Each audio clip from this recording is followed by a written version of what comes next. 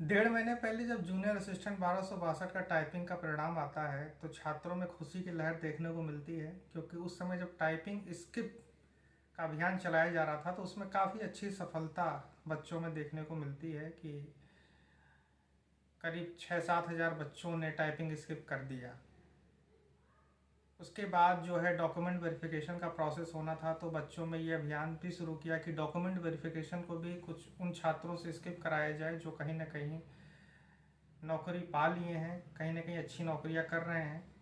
तो document verification का भी जूनियर असिस्टेंट 1262 में स्किप करें, और जो योग्य छात्र हैं जिनको इस नौकरी की आवश्यकता है उनको ये नौकरी मिले।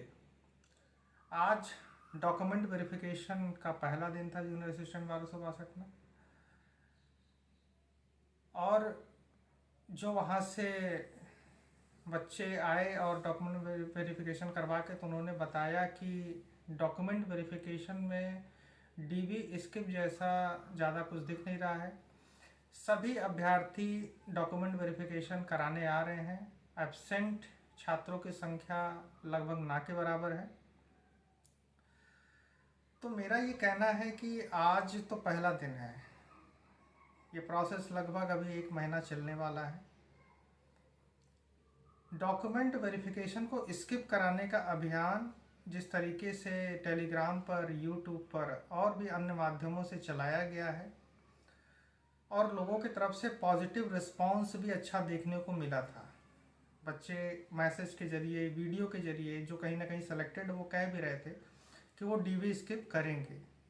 लेकिन आज जिस तरीके से आयोग में पहले दिन ही भीड़ देखने को मिली, तो बच्चों का ये कहना है कि डीवी स्किप जैसा कुछ हो नहीं रहा है, केवल कहने की बातें हैं। तो मेरा ये कहना है कि आज पहला दिन था, केवल 250 बच्चों का ही डॉक्यूमेंट वेरिफिकेशन होना था। करीब 4,500 बच्चे का टोटल मिला के डॉक्यूमेंट वेरिफिकेशन होना है, और ये प्रोसेस लगभग 1 महीना चलेगा। तो ज़रूरी नहीं कि जिन बच्चों ने ये कहा था कि वो डीवी स्किप करेंगे, उन सभी का डॉक्यूमेंट वेरिफिकेशन आज के ही दिन हो सकता है कि उनका डॉक्यूमेंट वेरिफिकेशन आने वाले कुछ दिनों में हो, तो हमें आने वाले दिनों में डीवी स्किप जैसी चीज़ें वहाँ देखने को मिले, एब्सेंट देखने को मिले छात्र। तो हमें निराश नहीं होना है कि हमने कोशिश नहीं की, और जो कोशिश की उसका कोई हमें परिणाम नहीं मिला। पहला दिन था, पहले दिन से बहुत ज़्यादा होप रहती है लोगों को, लेकिन जो प्रैक्टिकलिटी है उस पर भी रहना ज़रूरी है। हम समझें कि पहले दिन ही ज़रूरी नहीं कि डीबी स्किप करने वाले सभी छात्र आज के ही दिन उनका डीबी हो, आने वाले दिनों में होगा। और मुझे पूरी उम्मीद है कि आने वाले दिनों में डॉक्यूमेंट वेरिफिकेशन स्किप होते हुए दिखेंगे। आज की अपडेट ये है कि आज वहाँ पर क्या क्या हुआ, छात्रों को कितना समय लगा, ईडब्ल्यूएस में ईडब्ल्यूएस के डॉक्यूमेंट को लेकर के लोगों में काफ़ी कन्फ्यूजन था, तो उसकी मैं आज बात कर लेता हूँ। ईडब्ल्यूएस का डॉक्यूमेंट जो है आपका 1 अप्रैल 2022 से 14 दिसंबर 2022 के बीच का बना होना चाहिए। ना ही उसके बाद का मान्य होगा और ना ही उसके पहले का मान्य होगा। इतना ही आपको देखना ईडब्ल्यूएस में। दूसरी चीज़, क्रूशियल डेट जो बात की जा रही थी कि डोमिसाइल का प्रमाण पत्र आपका नया चलेगा कि पुराना चलेगा, जाति प्रमाण पत्र नया चलेगा कि पुराना चलेगा। देखिए, उसके लिए कुछ नहीं है, पुराना है तो ठीक है, नया है तो ठीक है, कोई दिक्कत नहीं होगी वहाँ आपको। आपके पास जो है, अगर दोनों है तो दोनों लेके जाइए, कोई एक है तो एक लेके जाइए। ऐसा कुछ नहीं है कि डिमांड आयोग की तरफ से कि आपको नया बनवा के लाना है कि पुराना ही चाहिए, तो उसके लिए आप परेशान मत होइए। प्रपत्रों को भरने में लोगों में काफ़ी कन्फ्यूजन है, उनको ये नहीं समझ में आ रहा है कि कौन से कॉलम में यहाँ क्या भरना है, कुछ कन्फ्यूजन है।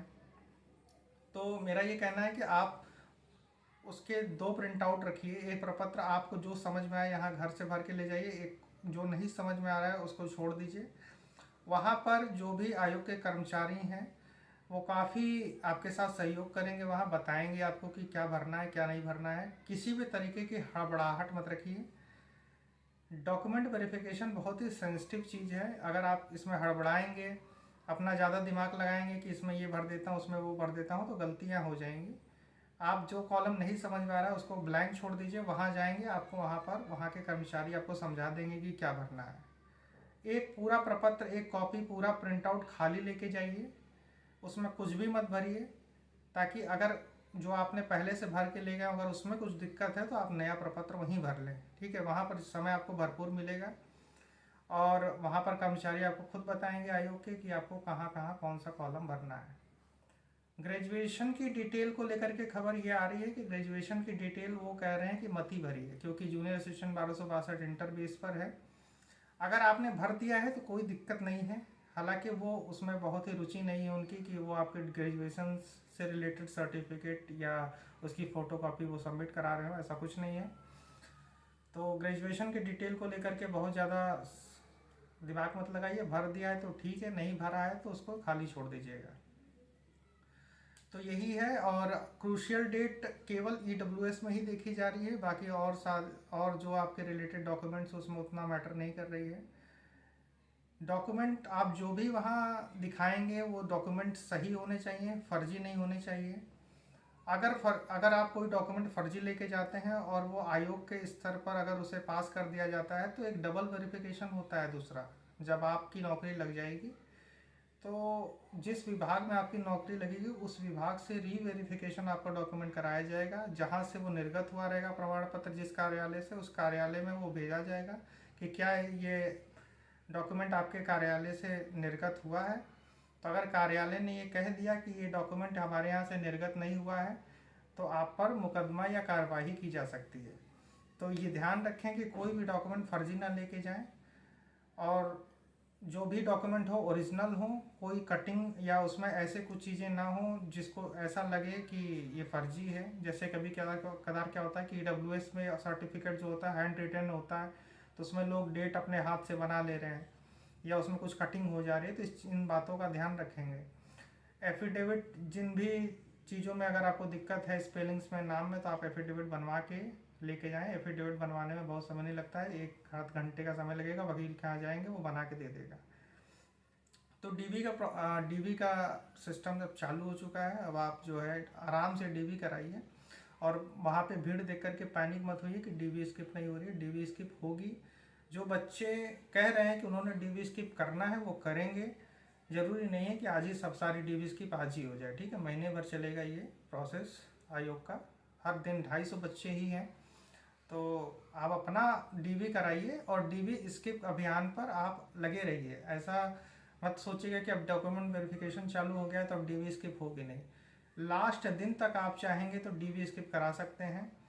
आज भी अभी तो हर दिन 250 बच्चे हो रहे हैं, तो अभी मान लीजिए इलाहाबाद हाई कोर्ट का आ जाए परिणाम तो कई बच्चे बीच में डीबी स्किप कर देंगे। तो डीबी स्किप का अभियान रुकना नहीं चाहिए।